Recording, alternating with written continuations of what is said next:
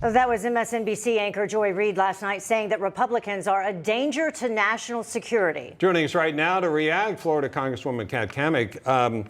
Congresswoman, I look at Glenn Youngkin, I don't see somebody that looks so dangerous. I mean, I understand the left is freaked out over certain things that have happened, but what's your response to something so extreme? Oh, well, I think when Joy Reid makes a statement that Republicans are dangerous and a danger to our national security, it's asinine comments like that that are actually dangerous. When you make a blanket swath statement about a group of people because they disagree with your politics, that is dangerous. That is where you see the incitement and the division. And let's be honest, Joy Reid is more focused on her political commentary career. And this win in Virginia and this very, very too close to call race in New Jersey, it flies in the face that Americans want this progressive liberal agenda. We don't. We want to be the country of equal opportunity, not equal outcome. We are not a racist country. And when you make inflammatory statements like that, that is just to drive headlines and ratings.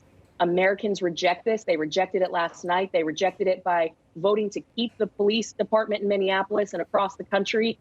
It is happening. Americans are waking up.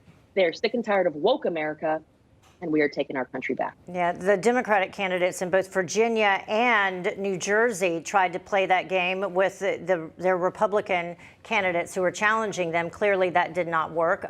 U.S. House editor for Cook Political Report, Dave Wasserman, tweeted this, said, needless to say, tonight's results are consistent with a political environment in which Republicans would comfortably take back both the House and Senate in 2022.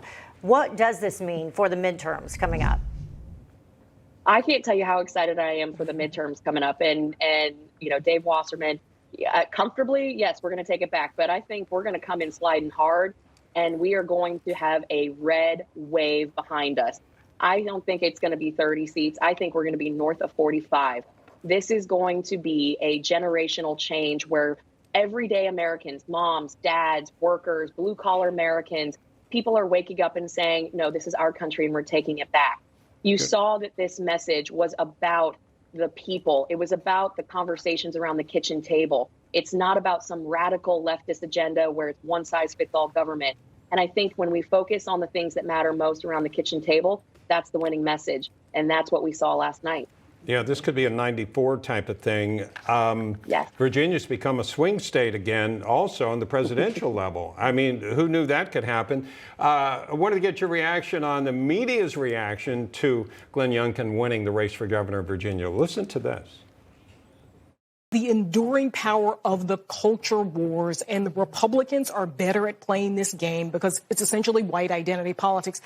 Critical race theory, which isn't real, turned the suburbs 15 points. Education, right, which is code for white parents don't like the idea of teaching about race. When this election is over in Virginia, we will know, have we seen the emergence of the Delta variant of Trumpism? Youngkin, same disease, but spreads a lot faster and can get a lot more places. You have to be willing to vocalize that these Republicans are dangerous.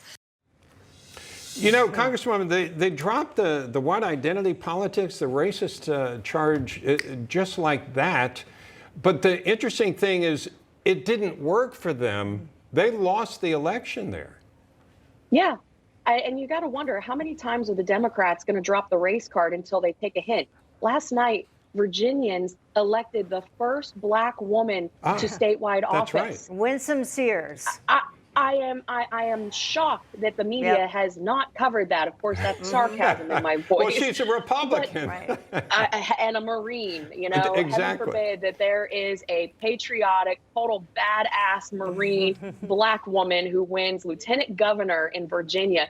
They are conveniently omitting that fact. Also, a Cuban American elected to AG in Virginia. Yep.